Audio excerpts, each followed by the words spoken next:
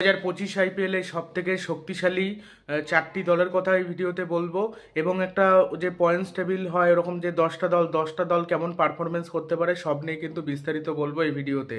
2025 IPL এ 10 নম্বরে থাকতে পারে পয়েন্টস টেবিলে লখনৌ সুপার জায়ান্টস, তার কারণ লখনৌ সুপার জায়ান্টসে ভালো কোনো বোলারই নেই, এক্সপিরিয়েন্স কোনো বোলার নেই।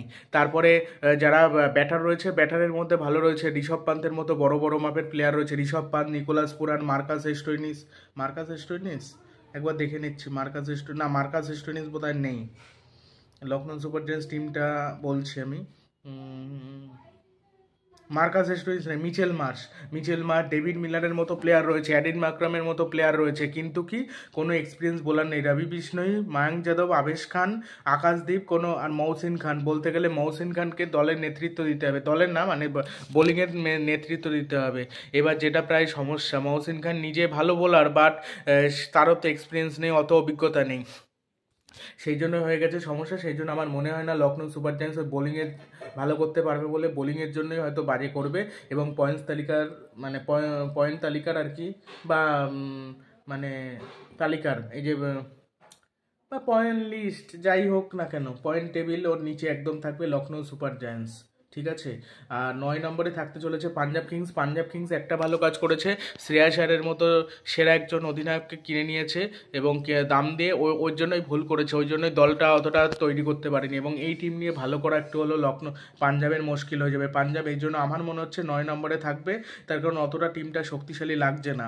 শুধু ক্যাপ্টেন্সি ভালো করলে কি হবে, শ্রেয়াস আয়ার আর ওপেন কে করবে কোনো ঠিক নেই, প্রভু সিমরন সিং এর সাথে এটা পারফেক্ট কোনো ওপেনার নেই।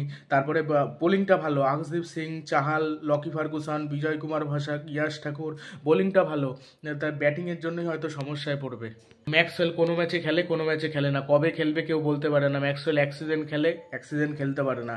আর শশাঙ্ক সিংকে গুরুতর ভূমিকা পালন করতে হবে, মার্কাস স্টোইনিসকে ভালো খেলতে হবে, তাহলে পাঞ্জাব ভালো খেলবে, না হলে ভালো খেলবে না। এইখান থেকে যদি লখনৌ আর পাঞ্জাব যদি ভালো খেলে আমি অবাক হব। এই দুটো টিম সব থেকে খারাপ খেলবে, আমি যখন নিলাম হয়েছিল তখনই বলেছিলাম, তার কারণ এরা শুধু বড় প্লেয়ার কিনেছে, দল ভালো তৈরি করতে পারেনি। সেই জন্য পয়েন্ট তালিকার আর কি 9 নম্বরে থাকবে। আর 8 নম্বরে থাকতে চলেছে রাজস্থান রয়্যালস। আমার যতদূর মনে হচ্ছে রাজস্থান রয়্যালস হয়তো 8 নম্বরে থাকতে চলেছে, তার কারণ রাজস্থান রয়্যালস 8 নম্বরে ছাড়া কি হবে, 8 নম্বরে ছাড়া কোনো উপায় নেই। রাজস্থান রয়্যালসের টিমটা অতটা সামঞ্জস্যপূর্ণ না। সঞ্জু স্যামসনের সাথে যশস্বী জয়সওয়াল ওপেন করবে, ধ্রুব জুরেল, সিমরন হেটমায়ারের মতো প্লেয়ার রয়েছে, ফাস্ট বোলিংয়েও মোটামুটি ভালো রয়েছে জোফরা আর্চার। তবে জোফরা আর্চারকে দলের নেতৃত্ব দিতে হবে, মানে বোলিংয়ের নেতৃত্ব দিতে হবে, ফাজলুক ফারুকের মতো বোলার রয়েছে ঠিকই। আর মিডিল অর্ডারের সমস্যা, ফিনিশার ভালো নেই, একমাত্র সিমরন হেটমায়ারের উপর ভরসা। আর ওপেনে যদি পারফরমেন্স না করতে পারে বা টপ 3 যদি না চলে ব্যাটিংয়ে, তাহলে কিন্তু রাজস্থান রয়্যালস সমস্যায় পড়বে, রাজস্থান রয়্যালস সেক্ষেত্রেই সমস্যায় পড়বে, এছাড়া কোনো সমস্যায় হয়তো পড়বে না, হয়তো সম্ভবত পড়বে না, এছাড়া আর কোনো ব্যাপার নেই। এছাড়া রাজস্থান রয়্যালস ভালো টিম, এই জন্য আমার মনে হচ্ছে যে 8 নম্বরে থাকতে চলেছে রাজস্থান রয়্যালস। 2025 আইপিএলের 8 নম্বরে থাকতে চলেছে পয়েন্ট তালিকার এই এই দল। আর মুম্বাই ইন্ডিয়ান্স 7 নম্বরে থাকতে চলেছে। মুম্বাই ইন্ডিয়ান্সও দল সেইভাবে তৈরি করতে পারেনি, কিছু কিছু সেরা ব্যাটার রয়েছে, সেরা প্লেয়ারকে রিটেন করে রেখে দিয়েছে ঠিকই, কিন্তু এই দল নিয়ে ভালো করা সম্ভব না। বোলিংটা ভালো, জাসপ্রীত বুমরা, বোল্ট, চাহার। আর স্পিন বোলিংটা একটু সমস্যা, স্পিন বোলিংয়ে আল্লাহ গাজনফিরকে মানে ভালো করতে হবে, তাহলে ভালো হবে। আর উইল জ্যাক্সকে ব্যাটিং হাতে রান করতে হবে, সূর্যকুমার যাদবকে ভালো খেলতে হবে, রোহিতকে ভালো খেলতে হবে, হার্দিক পান্ড্যাকে অলরাউন্ডার ভূমিকা পালন করতে হবে, তাহলে মুম্বাই ইন্ডিয়ান্স ভালো খেলবে, না হলে পারবে না। মুম্বাই ইন্ডিয়ান্সের বোলিং খুব ভালো হবে, ব্যাটিংও মোটামুটি যাও হবে, কিন্তু সমস্যায় যেটা পড়বে, একটা জিনিসই সমস্যায় পড়বে, সেটা হলো ওই কি বলে ওটা, স্পিন বোলিং। আল্লাহ গাজনফির অতটা কোয়ালিটি স্পিনার নয়, মোটামুটি ভালো স্পিনার, বাট অতটা আদৌ ভালো কি করতে পারবে নাকি সন্দেহ আছে। তিলক বর্মার মতো ব্যাটার রয়েছে, নমন ধীরের মতো ব্যাটার রয়েছে, ব্যাটারির দিক থেকে কিন্তু যথেষ্ট ভালো মুম্বাই ইন্ডিয়ান্স।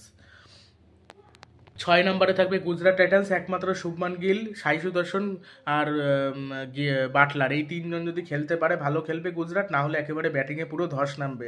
তার কারণ লাস্টের দিকে রাহুল তিয়াতে ফিনিশ করবে কি করে, অন্য সময় মিলার থাকে, এবার কিন্তু মিলারও নেই, এবার মিলার না থাকাতে কিন্তু সমস্যা হয়ে গিয়েছে এই গুজরাট টাইটান্সের, এই জন্য গুজরাট টাইটান্স সমস্যায় পড়বে, ঠিক আছে। রাদারফোর্ড, গ্লিন ফিপসের মতো প্লেয়ার রয়েছে, কিন্তু প্রথমে টপ 3 যদি খেলতে না পারে একেবারে মানে খারাপ হবে সেটা। শেষ দিকে ওয়াশিংটন সুন্দর রয়েছে, বোলিংয়ের ক্ষেত্রে সিরাজ রয়েছে, রাবাদা রয়েছে, তারপর রাশিদ খান রয়েছে, বোলিংও খারাপ না, বোলিংও যথেষ্ট ভালো। ওই টপ অর্ডার যদি পারফরমেন্স করতে পারে ভালো করবে গুজরাট, না হলে গুজরাট খারাপ খেলবে বলে আমার ব্যক্তিগতভাবে মনে হচ্ছে। তোমাদের কি মনে হচ্ছে সেটা অবশ্যই কমেন্ট বক্সে জানিও। এই গেল গুজরাট টাইটান্সের কথা। ঠিক আছে, গুজরাট টাইটান্সেরটা বললাম। 5-এ চলে আসবে আরসিবি। আরসিবি হয়তো 5-এ থাকতে পারে, 5-এ শেষ করতে পারে। আরসিবি যেটা স্পিন বোলিংয়ে প্রচণ্ড সমস্যা, স্পিন বোলিংয়ে ভালো কিছু নেই। ব্যাটিংয়ের ক্ষেত্রে বিরাট কোহলি রয়েছে, দেবদূত পাডিক্কালকে ব্যাকআপের জন্য নেওয়া হয়েছে, ফিল সল্টের মতো প্লেয়ারকে নেওয়া হচ্ছে, সবই ভালো, কিন্তু ওই দিকেই সমস্যা। হ্যাঁ, ওই স্পিন বোলিংয়েই সমস্যা। ফাস্ট বোলিংয়েও ভালো, জস হেজলউড, ভুবনেশ্বর কুমারের মতো প্লেয়ার রয়েছে, কিন্তু ওই দিকেই সমস্যা, এই জন্যই হয়তো সমস্যায় পড়তে পারে। আর বিরাট কোহলি অধিনায়কত্ব করবে এটা দেখার অপেক্ষায় অনেকেই রয়েছে, বিশেষ করে বিরাট কোহলির ফ্যানরা কিন্তু অপেক্ষা করছে আবার আরসিবির অধিনায়ক হিসেবে দেখতে যাওয়ার। আরসিবির অধিনায়ক হতেও চলেছে বিরাট কোহলি, এটা কিন্তু বলে রাখি। আর 4 নম্বরে এবার টপ টিমের মধ্যে কলকাতা নাইট রাইডার্স থাকতে পারে। কেন, কলকাতার দলটা ভারসাম্যপূর্ণ ভালো টিম। এবার যদি এই টিম নিয়েও যদি খারাপ পারফরমেন্স করে তাহলে কিছু বলার নেই। সেই জন্য আমার যতদূর মনে হচ্ছে টপ 4-এ থাকতে পারে কলকাতা নাইট রাইডার্স। কলকাতা দলের ব্যাকআপ রয়েছে ভালো, রাসেলের ব্যাকআপ রয়েছে, নারিনের ব্যাকআপ রয়েছে, মিডিল অর্ডার প্লেয়ার অনেক রয়েছে, ওপেনার রয়েছে। ঠিক আছে, তারপর ক্যাপ্টেন কেমন কে হবে, রাহানে একবার শোনা যাচ্ছে হবে, আবার মনে হচ্ছে রাহানে হবে না, অন্য কেউ হতে পারে। এবার কে হবে কলকাতা নাইট রাইডার্স সেটা নিয়ে একটা সংশয় রয়েছে। এবার যদি ক্যাপ্টেন্সি খারাপ করে, ক্যাপ্টেন্সির জন্য যদি খারাপ খেলে কলকাতা, সেটা আলাদা ব্যাপার। তবে দল কিন্তু ভালোই রয়েছে। যদি অভিজ্ঞ কোনো অধিনায়ক থাকতো তাহলে ভালো হতো, তাহলে কলকাতা নাইট রাইডার্স এই টিম নিয়ে আবার ভালো খেলতো। এইবারের আইপিএলে চ্যাম্পিয়ন হতো নাকি বলতে পারছি না, বাট আবার কিন্তু ভালো খেলতো। ব্যাকআপ প্লেয়ার এত ভালো কিনেছে, পুরো মাথা খাটিয়ে কম টাকার মধ্যে প্লেয়ার কিনে নিয়েছে, এটা বেশ ভালো করেছে। ডিজে ব্রাভো, চন্দ্রকান্ত পণ্ডিত এরা কিন্তু ভালো, ভেঙ্কি মামা এরা সবাই কিন্তু বেশ ভালো বুদ্ধি করে প্লেয়ার কিনেছে আর কি। ঠিক আছে, এটা বলতেই পারি। সেই জন্য দেখা যাক কি হয়।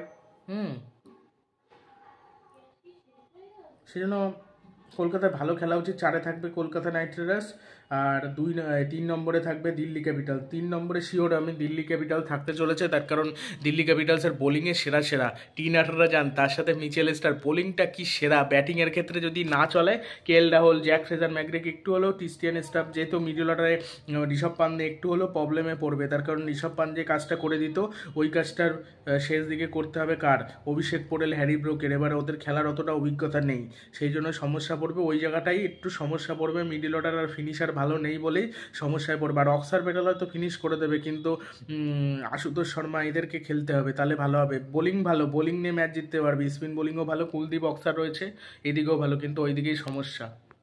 এটাই সমস্যা, ওই মিডিল অর্ডার বা ফিনিশার যদি ভালো নিতে পারতো তাহলে ভালো হতো। তবে এই নিয়ে যে খারাপ খেলবে তা আমি বলছি না, তবে ঋষভ পান্ডে যে ফিনিশ করতো, প্রয়োজনে যে কাজটা করে দিত, ওই কাজটা একটু সমস্যা হবে দিল্লিতে আমার যতদূর মনে হচ্ছে।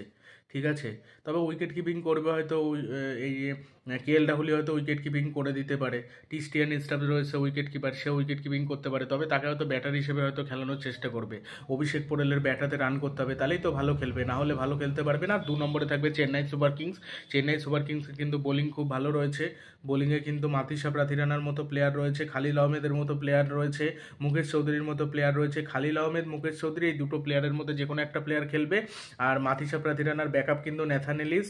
ঠিক আছে, আর রবিচন্দ্রন অশ্বিন। তবে বাইরের পিচে কতদূর কি খেলতে পারবে এটা একটা সংশয় রয়েছে, যেহেতু পেসার কিন্তু ভালো নেই, তুষার দেশপান্ডেকে পায়নি, সেক্ষেত্রে পেসার মুকেশ চৌধুরী, সিমারজিৎ সিং, এদের সিমারজিৎ না, এই মুকেশ চৌধুরী, তারপরে যে বাকি যেসব পেসাররা রয়েছে এদের ওপর ভরসা করতে হবে। এরা যদি খারাপ খেলে প্রচণ্ড সমস্যায় পড়বে। ঠিক আছে, প্রচণ্ড সমস্যায় পড়বে। কমলেশ নাগারকোটির মতো প্লেয়ারকে হয়তো খেলাতে পারে, তবে এই সব পিচে, মানে যেটা চেন্নাইয়ের পিচে ভালো করবে চেন্নাই, কিন্তু বাইরের পিচে কেমন খেলতে পারে ওটা দেখতে হবে। স্পিন বোলিংটা যথেষ্ট ভালো, ব্যাটিংও মোটামুটি ভালো রয়েছে, সেজন্য 2 নম্বরে আমি রেখেছি। আর 1 নম্বরে থাকবে সানরাইজার্স হায়দ্রাবাদ। সানরাইজার্স হায়দ্রাবাদ আগেরবার চ্যাম্পিয়ন হতে পারতো, কিন্তু কলকাতা নাইট রাইডার্স অবিশ্বাস্য খেলে চ্যাম্পিয়ন হয়ে গিয়েছে। কিন্তু সানরাইজার্স হায়দ্রাবাদের টিমটা কিন্তু যথেষ্ট ভালো রয়েছে। সানরাইজার্স হায়দ্রাবাদ কিন্তু এবার চ্যাম্পিয়ন হতে পারে। তাদের ব্যাটিংয়ের ক্ষেত্রে অভিষেক শর্মা, ট্র্যাভিস হেডের মতো প্লেয়ার রয়েছে, হেনরি ক্লাসেনের মতো প্লেয়ার রয়েছে। আর গ্লেন ফিলিপসকে তারা বসিয়ে রাখছিল, খেলাচ্ছিল না, তাদেরকে ছেড়ে দিয়েছে। গ্লেন ফিলিপসকে অন্য প্লেয়ার কিনেছে, দলটা কিন্তু ভালোভাবে তৈরি করেছে। তারপর মোহাম্মদ শামির মতো প্লেয়ার কিন্তু হায়দ্রাবাদে রয়েছে। হায়দ্রাবাদ চ্যাম্পিয়ন হতে পারে ভালো মতো। প্যাট কামিন্স অধিনায়কত্ব করবে, রাহুল চাহারের মতো বোলার রয়েছে। অ্যাডাম জাম্পাকে কোনো ম্যাচে খেলাবে, কোনো ম্যাচে হয়তো রাহুল চাহারকে খেলাবে, এরকমভাবে বুঝে খেলাবে আর কি, সেটা পুরোপুরি ঠিক করবে প্যাট কামিন্স। ড্যানিয়াল ভিক্টোরির ম্যানেজমেন্ট এগুলো সব ঠিক করবে।